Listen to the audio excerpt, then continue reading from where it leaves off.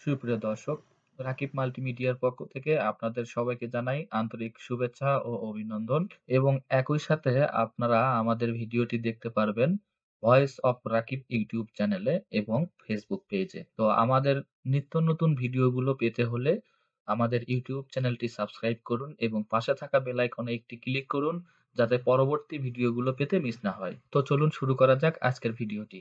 আমি রাকিব আছি আপনাদের সঙ্গে। আপনারা দেখছেন ভয়েস অব রাকিব। পবিত্র মাহে রমজান মুসলিম উম্মার জন্য আল্লাহর পক্ষ থেকে একটি বিশেষ উপহার।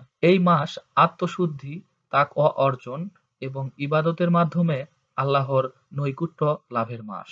এখন আমরা জানব পবিত্র মাহে রমজানের যে তাৎপর্য বিষয়গুলো। রমজান মাসে পবিত্র কুরআন নাজিল হয়েছে, যা মানবজাতির জন্য পথ নির্দেশক। এই মাসে রোজা রাখা ফরজ করা হয়েছে, যা তাকওয়া অর্জনের মাধ্যম।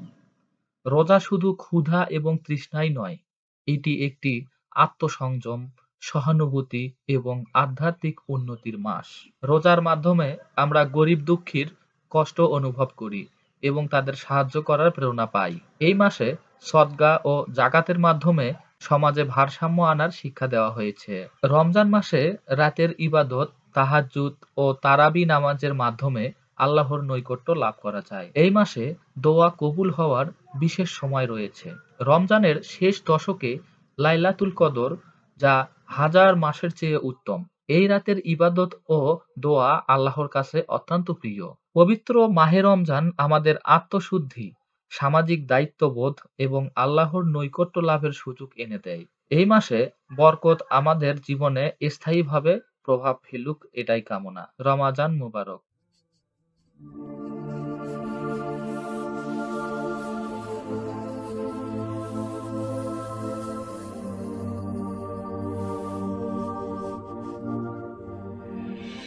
Voice of Rakib.